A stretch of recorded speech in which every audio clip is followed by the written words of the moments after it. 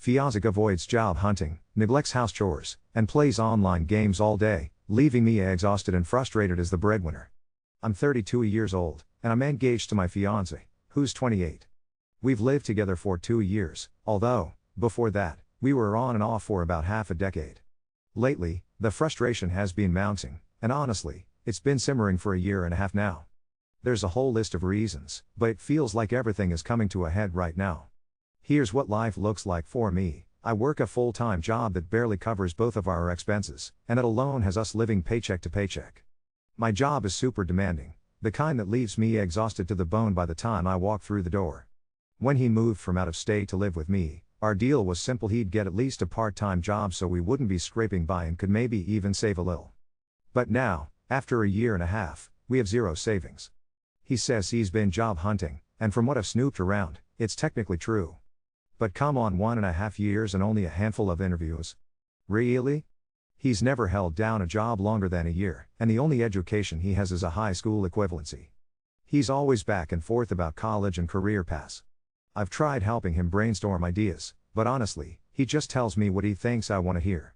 For a while, he insisted he wanted to study it because it sounded practical, but it turned out he never wanted it at all. He just thought maybe he could pull it off.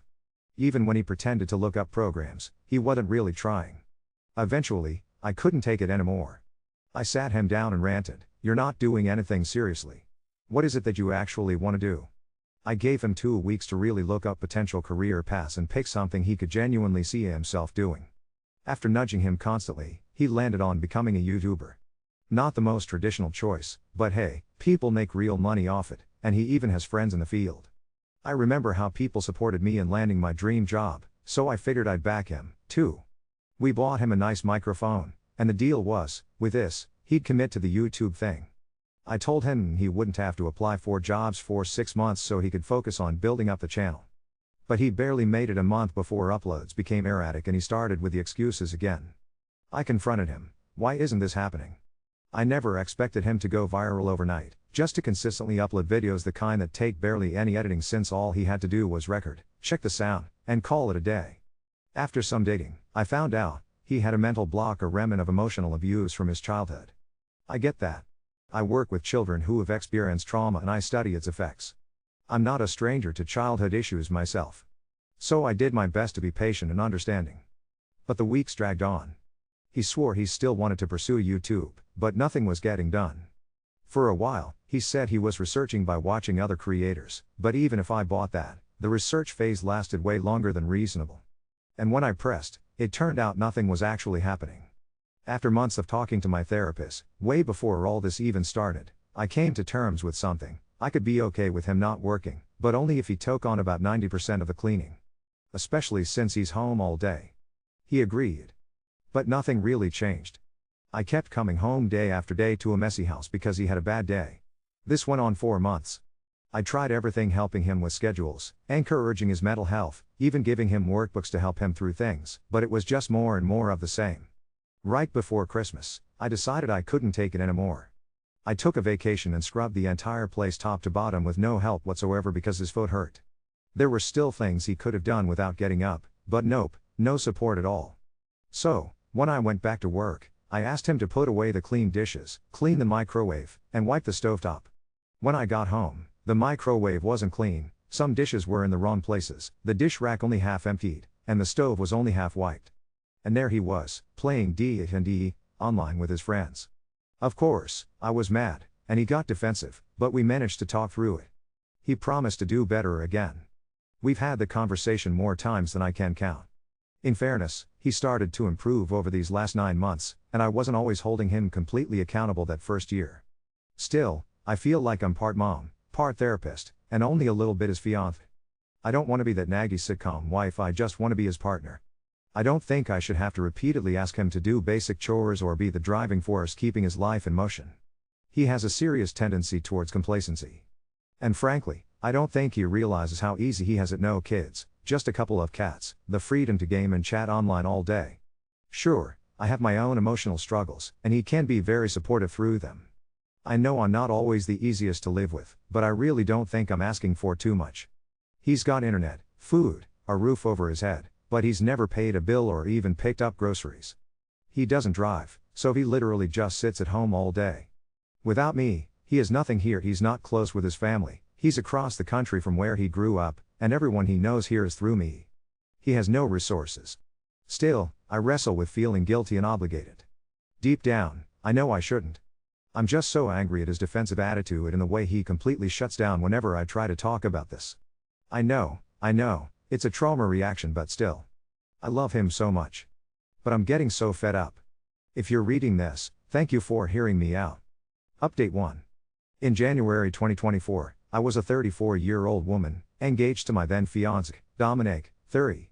I still remember hitting the post button, trembling, desperate and raw, spilling it all hoping for a lifeline, finding only an avalanche. The reaction was instant, overwhelming. Comments poured in faster than I could read, each one with the same refrain, leave. Every single voice echoed what, deep down, I knew I needed to hear. Some tried to make me laugh, some broke my heart, others laid out their own trenches, raw and scabby. Still, I was ready for none of it. Panic took over. I yanked the post down, but the ghost wouldn't let me be. Reddit was relentless, pinging my inbox with every notification. I couldn't resist. I read them in secret, scrolling in the dark, desperate for dissenting voices to validate me, but finding only the unwavering chorus. My friends, my family, my therapist, even my own struggling sense of truth said the same. I tuned them out and stayed. Why? The reasons were messy, and I hated myself a little more for every single one. My self-esteem was in the gutter. The stress from my demanding job pushed me into the arms of depression, real, black pit depression. Before the desperate post, I'd already spent a month on sick leave, feeling crushed under my own suicidal ideation. Afterward, things didn't get better. 2 more months gone, lost to the same darkness. In that hell, my reflection was something to recoil from. I saw in Dominic not a partner, but the only scrap of love I thought I deserved. He had the right words for my low moments, but only when I handed them to him, line by line. If I didn't turn my panic into calm quick enough, he'd dissolve into tears. I'd flip instantly from heartbreak to caretaker, shelving my own breakdown to fix his. It didn't matter if I was trembling on the edge. If he was hurting, I was the adult in the room. The fixer. He was a child. A project. That's why I stay, or at least one sliver of why. He had no one else. Online friends, sure, but no one he could truly talk to. He'd uprooted his life, crossed states for me, then cut his family off when they stopped supporting him. His one close cousin had died. I was it. His last person. After months of pushing, he finally got food stamps and Medicaid, but that didn't solve a fraction of reality. The pressure was suffocating. My promises haunted me. I said I'd never let him be homeless again the first time. He'd wound up in the cold after his family stopped enabling him. I should have seen the neon red flag he was waving, but instead, I reframed it as devotion. He told me he thought of me on those freezing nights, and shamefully, I romanticized his dependency. I'm nothing if not stubborn, carrying enough attachment issues to fill a therapist's notebook. Dominic and I met in 2018, gaming online, and he latched on immediately. Back then, I was at my lowest, isolated, unemployed, starved for connection. Of course I clung back. I broke up with him in early 2019, only to walk right back in when I wished him happy birthday. By the end of 2019, without quite realizing how, we were together again. He visited me. Things even felt good for a while. He worked, I found a job and started patching myself back together. Then, like a character from a cautionary tale, he quit his job with nothing lined up. Despite my begging, no new applications, no plans. Suddenly, I was supporting 2 people, in 2 different states, with one just barely above minimum wage paycheck. Impossible. I finally gathered the courage to dump him again. Relief flooded me. My depression receded for a while. I kept climbing professionally, landing a tough, but rewarding job, high demand, emotionally draining. Just before Christmas 2021, my phone lit up. Dominic. He misses me, I miss him. We play catch up, agree to take it slow. But he ghosts me through New Year's. My anxious, messy attachment goes wild. When he resurfaces, I dive headfirst, no caution, all in. Foolish, but real. In late January 2022, he suggests I move out there and live together. I'm still chasing those butterfly fuel highs. So, by mid-February, Dominic shipped himself to my state jobless, of course setting the disastrous stage I'd later post about that January night in 2024. After the post, I doubled down on saving him. I twisted myself inside out, nagging him to do even the bare minimum around the apartment. Sometimes he'd clean, but only enough to aggravate me more, scrubbing the toilet bowl but not the seat, loading the dishwasher but leaving it full for days. Without constant reminders, nothing changed. I tried everything, advice from every friend and family member, strategies from therapy, motivational speeches, validation, empathy. I even signed him up for therapy. Changes were fleeting if they happen at all. My own life seesawed between moments of progress and waves of despair. Resentment built slowly, then all at once. I hid it well even for myself. I was surrounded by good friends, a loving family, a strong therapist, and my own slow journey through medication and healing. Yet Dominic became an unspoken burden, eroding my patience and affection, until our relationship was over in all but name. It took a conversation with a coworker someone knew, not even a close friend yet, to snap me awake. In late August 2025, I found myself venting about Dominic. My coworker listened, then asked if I wanted real advice. I nodded. He said, "You gotta leave him." There were more details, more reasons, but none of it mattered. That sentence echoed in my head until it stopped feeling like a threat, and became a promise. Yes. I had to leave. So I did. And it was hard. I cried. Dominic cried when I handed him the bag I had packed for him and put him in an Uber to the local homeless shelter. The next day, I bought him a ticket back to his hometown and to his family. He finally reached out to them after over a year of silence, once he realized I was really done. He found a place to stay. When I heard this, I broke down and cried for a solid hour right at my desk at work. My tears just wouldn't stop coming, but my incredible coworkers and friends surrounded me and helped me get through it. A few of them had even waited around the block so I wouldn't be alone when I ended things with Dominic. Others made weekend plans with me so I would have support and not have to face it all in isolation. My parents were wonderful. They offered to let me stay with them or to pay the deposit for a new apartment so I could leave our old shared place. And literally every person who knew what had been happening and who I told about the breakup, every single one responded with some version of "oh thank God." My somewhat unfiltered mother declared, "It's about fucking time." It was tough, and I cried so much during the weekend right after that Thursday. But by Monday, something in me shifted. I began to heal. I moved out. I started re-establishing the self-care routines I had let go. I deepened my friendships with the amazing people who had supported me. I went back to therapy. I adjusted my meds. I opened up to others. I got better. Months later, on March 7, 2026, I found myself lying in bed and, for the first time since that weekend after the breakup, I cried about the relationship. But this time, my tears came from a place of gratitude because I am so much better now. I don't hate myself anymore. I no longer finish every day feeling utterly exhausted. I don't isolate myself. I'm losing weight. I'm doing so many healthy things. I'm being social. I am happy. Truly, for the first time in my adult life, I am genuinely, sustainably happy and confident in who I am. I cried because now I only need therapy once a month, just to check in. My doctor visits have dropped to every 6 months. My friendships are unshakable, my family bonds are stronger than they've ever been, and I'm making art again. I can't even put into words how much I've changed since those first tumultuous days. I never thought I could reach a place where I didn't hate the woman I am. I want to express my gratitude to everyone who played a part in helping me get here, whether through their words, their presence, or their subtle and sometimes not so subtle encouragement. Even if I didn't take every piece of advice right away, it all rattled around in my head until, eventually, it clicked. It was all worth it. Every difficult moment, every tear, every bit of fear and uncertainty, I would do it again for the happiness and peace I found. And if my story resonates with you, if you see yourself or someone you love in these words, please listen to the people who are trying to help you. Don't wait as long as I did. Update 2. On April 3, 2026, at 2:17 am. My phone lit up with a number I didn't recognize and a kind of vibration that jolts your stomach before your eyes are even open. I almost let it ring out. I did, and it was the emergency vet to a neighborhood's over. Someone had brought in a cat registered under my name as a secondary contact, my old address, my old file. The text voice was calm and practiced, possible Lily ingestion, time sensitive, they'd start a decontamination, they needed an authorization and a deposit to continue. I knew before she said the name which cat it was. I was already pulling on a hoodie with one hand and unlocking my banking app with the other when I asked, "Is Dominic there?" A pause, then no, he'd sent the cat in with a roommate because he couldn't get a ride. By the time I got there, the waiting room was that specific kind of fluorescent lonely. The cat was in a clear fronted oxygen kennel, groggy and furious in a way I used to know by heart. The vet went over the planned fluids, labs, monitor, we'd watch his kidneys like hawks. I signed. I paid. At 5:13 am. Dominic walked through the automatic doors. I fell in before I saw him. He looked smaller.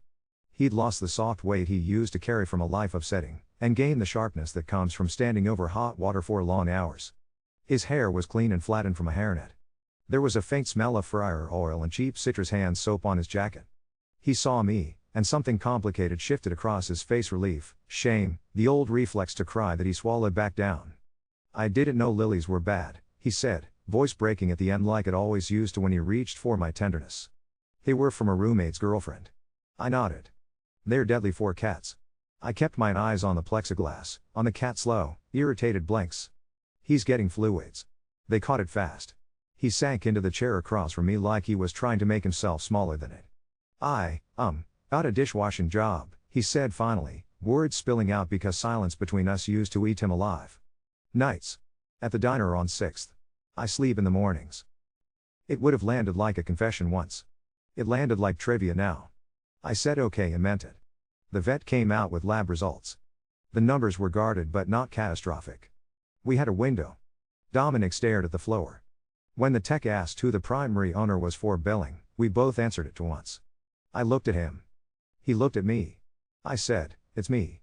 He nodded, tears bright and useless, and whispered, "I can't take care of them. Not really. Not right now." That morning unspooled in tiny mercies. I texted my boss I'd be late. I called my dad from the parking lot and cried into my sleeve because my hand smelled like bleach wipes and hospital soap, and I didn't want to make the cat think I was upset when I went back in. My father said, "I'll meet you there," and then he did, 20 minutes flat, with a travel mug of coffee and the kind of steady presence that doesn't talk about love so much as it simply shows up and breathes next to you. By afternoon, the cat had perked up enough to express his undying hatred for Roman 4 plugs, in a way that made the vet smile and say, "This is a good sign." The lies lily pollen was a thin smear of regret across everything, but we'd probably dodged the worst. I arranged discharge for the next day and sent a text to Dominic, "I'll come by for the other cat at 7. He replied, "Okay." Then, a minute later, "Thank you." I hadn't been to his place since that Uber door closed, and I refused to look back. It was a rambling old house chopped into pieces, 4 rooms, mismatched couches in a living room that collected men like dust. Someone had tried to open a window and painted it shut instead. There were posters thumbtacked in a careful line along the wall. I recognized none of them. He met me at the door holding the other cat like a precious, judgmental loaf. His roommates watched football with the sound off and all glanced up when I came in. Nobody said anything cruel. Somebody turned the volume down lower in an unspoken courtesy. "I'm in a shared room," he said, gesturing upstairs to a space I did not ask to see. I've been going to meetings," he added quickly, like that would wedge the door to my compassion back open and I'd step through on cue. He scratched his arm. "My mom calls twice a week now." "That's good," I said, "because it is." He handed me the cat carrier and with it a sliver of the life I used to live so bone deep that it felt like a second skin. He tried again. Could we know," I said softly, and it surprised us both how gentle it sounded. "I'm glad you're figuring your stuff out. I can't be part of it." In the car, the other cat meowed the entire drive like he was practicing scales. At a red light, I looked over at his silly face and felt something in me unclenched that I didn't know I was still gripping. I took both cats home to my new apartment with the sunlight that actually reaches the floor, set out water bowls, and watched them do a slow, suspicious perimeter check like tiny security guards. Later, when the medicated one came home, he stretched out in a beam of rinse cycle afternoon light and purred so hard his whole body vibrated. I sat on the rug and cried the kind of tears that don't choke you, just slip quietly out and lay themselves down like old bones. The next week moved in practical steps. I transferred the vet file fully to my name and chipped them both with my number. I went through my house with the kind of attention that used to only surface when I was bracing for someone else's reaction, but this time it was mine I was listening for. I tossed the bouquet my neighbor had brought over the day I moved in because it had lilies folded deep in the middle and I didn't want to risk it. I swept. I meal prepped without rage. I sang a little in the kitchen. 3 Fridays after the vet visit, I did something that felt like skipping a stone back across a lake I once almost drowned in. I took the very same microphone I bought 2 years ago for a dream that rotted in place and clipped it to my shirt. I sat at my tiny desk and recorded a 10-minute audio essay about the things no one tells you you'll mourn when you leave, how the smell of someone's shampoo will find you in a crowd and neatly detonate you, how you learn every creaky spot in the floor and then have to find the new ones in a space that doesn't know your feet yet, how lilies are poison to cats but so is almost being loved if you're not careful. I didn't post it to any enormous channel. I sent it to the local community radio station because they do open submissions on weeknights, and once, when I was 21 and invincible, I promised myself I'd hear my own voice in a place that wasn't just my own head. They aired it on a Tuesday at 10 p.m. After a segment about municipal composting and before a jazzar where the DJ tells you, in a voice like lake water, about the time she almost moved to Paris. I sat on my couch with a cat on my lap, listening to myself say the words "I am happy now" into a dark that didn't ask me to justify it. My phone stayed face down on the coffee table. Somewhere on the other side of town, somebody was washing dishes to that same small sentence and had no idea it was me. That is, I am learning the exact right amount of magic. The last unexpected thing happened the following morning. I opened my mailbox and there was an envelope with a familiar, looping hand that I hadn't seen since everything broke. Dominique's. I carried it back upstairs unopened and sat with it like it might bite. When I finally slid my thumb under the flap, a single sheet fell out. It wasn't a plea. It wasn't a script. It was 4 sentences, neat and flat. He wrote that he was sorry about the lilies. He wrote that he'd paid the roommate back for the Uber to the vet. He wrote that he hopes the cats live long, cranky lives and that I have a kitchen that stays as clean as I like it. He wrote thank you. I put the letter in a drawer with my passport and my spare keys, the things I don't need every day, but like to know are in order. Then I got up, cleaned the stovetop because it needed it and not because anyone would be grading me, and left for work with 2 furballs staring indignant judgment at my shoes from the windowsill. In the elevator, a stranger caught my eye and said, out of nowhere, "You look like you slept well." I laughed out loud. I did. I really did. Update 3. On May 18, 2026, at 9:42 p.m. I stood in a radio booth size of my first college dorm closet and watched a red light go solid over the door like a stop sign that only I could see. My palms were stupid with sweat. The volunteer engineer blue nail polish chipped down to half moons did a little thumbs up from behind the glass and mouthed, "Whenever you're ready." I clipped the same microphone to my shirt and read a new piece about the small economies of leaving, how you can measure recovery in the number of forks you wash without muttering under your breath, how the first time you sleep through city sirens you wake up feeling like you stole something, how a cat's purr vibrates through a ribcage like "Welcome home" in Morse code. It was supposed to be 5 minutes. It was 6.5. When I finished, I took the headphones off and it was just me and my breath and the soundproofing on the walls like egg cartons from some careful, sound-hungry plant. After, my friends dragged me, beaming, to the corner bar that used to be a barber shop, ordered me an orange soda with a stupid umbrella in it because I said I didn't want alcohol mixing with my meds, and toasted to my boys like it was something you could cheers. Someone played Robin on the jukebox and the whole place turned into a late-aughts time capsule, sticky floor, too loud laughter, everybody a little too tender with each other. When the bar called last call, we weren't done with being together yet. Somebody said, "Diner?" There was only one answer to that in our zip code, and I knew it before someone else volunteered the address like they were a map pin. 6th. The neon in the windows was the same as his in every diner across America, the same blue and red that makes even the newest place feel like it's been open since 1972. The bell over the door did its job. The air was hot and sweet with pancake syrup and frying onions and new coffee breathed out of an old pot. We slid into a booth that had a small rip mended with silver tape, one of those little scars that say we make it work. We were 5 adults cramming our knees in and I had that flash of contentment you get when you love 4 people in the same booth and you don't have to be brave for any of them. I saw him before he saw me. Dominic at the pass window, arm up to block a heat lamp, 3 plates balanced along his forearm like a trick. His face had that kitchen focus I remember from watching proficient people do a hard job, eyes narrowed not like anger but like measuring, the math of plates and time and who needs what first. He called behind to a server, stepped right, wiped a thumb along the edge of a plate, set it under the light. I felt something old lift in me and then sit back down. A server with a constellation of acne scars and the gentlest voice asked about pie. We were deciding between cherry and lemon meringue when a sound cut the room clean in half. It wasn't loud so much as wrong. A cough that wasn't a cough. The kind of silence that happens when everybody looks at each other and then at the one person we've all decided will move first. It was the man at the counter in the green windbreaker, the same man who had been stirring his coffee so long it should have dissolved into nothing, hands at his throat, eyes gone wide like the body's last-ditch effort to get as much seeing in as it can. The server froze. "Somebody said, sir?" And a voice I've used at work too many times. Someone else stood and then sat again like he didn't trust his legs to take him anywhere useful. My body knew the shape of this before my head caught up. I was off the vinyl seat with the kind of certainty that feels like muscle memory arriving. I rounded the counter. "I'm going to help you," I said, because I always say it out loud so my hands don't feel like a surprise when they wrap around someone's body. I found the spot below his ribs, my fist a soft hammer, the other hand a promise on top, and pulled up and in the way they teach you in a fluorescent room with a rubber torso and a joke about their name that never quite lands. "Nothing." I adjusted. "Up and in." The man made a noise full of air and fear. "Up and in." Something gave in the good way. A chunk of something, some heroic piece of hash brown or the bad end of a sausage link, hit the counter like a dropped coin. He sucked in a breath so huge it made the room exhale for him. Everything comes back in small squares after something like that, like the camera on my phone when it's trying to focus. The server's hand touched my elbow and there was a napkin in it and then another one.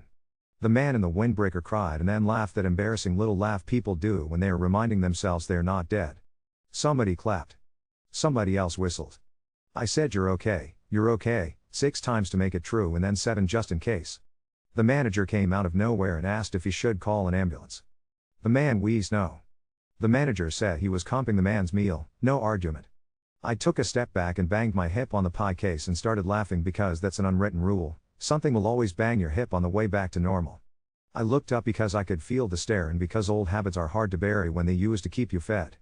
Dominic was standing just past the pass, one hand on the rail, one hand holding a plate he'd forgotten to set down.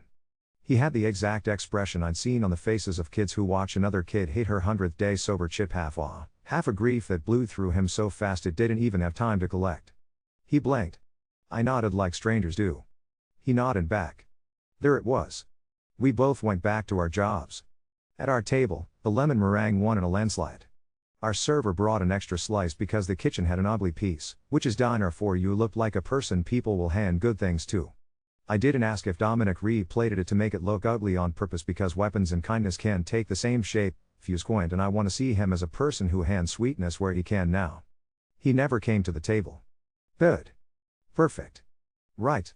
Once, that would have been a test. Now it was just clean. When the check came, there was a single line written at the bottom in block letters I recognized from the note about lilies and long lives. Take care.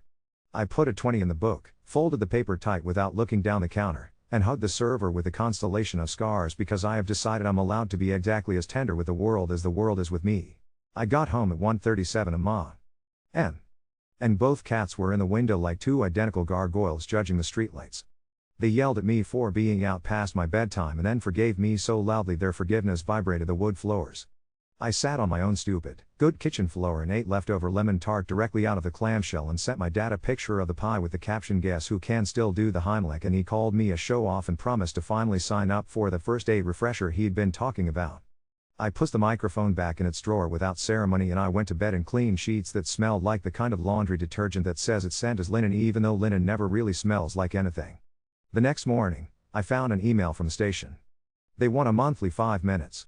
They used words like voice and grounded and community and asked if I'd be willing to come sit in on a youth media workshop one Saturday and talk about why you should record your own heart when it's knocking hard enough to come through a mic. I said yes, but only if they let me bring snacks. They sent 3 exclamation points back like we were all 21 for a second. 2 Saturdays later, I sat in a room with 6 teenagers who had the kind of eyebrows you remember later and the kind of opinions that make you want to step back and give them the entire hallway. We talked about sound and silence and the trick of telling the truth without setting your whole life on fire. They held my old mic like it might shock them if they were careless. I told them it's okay to tell small truths out loud, to honor the scale of the thing.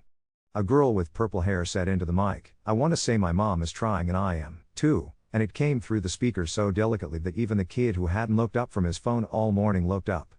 On June 4th, I passed the diner in daylight. The neon signs looked silly next to the sun. I watched Dominic through the glass for exactly 3 heartbeats. He was laughing at something a line cook said. His mouth went wide and unguarded. He looked like a person who worked nights and told his mother twice a week that he was fine. I kept walking.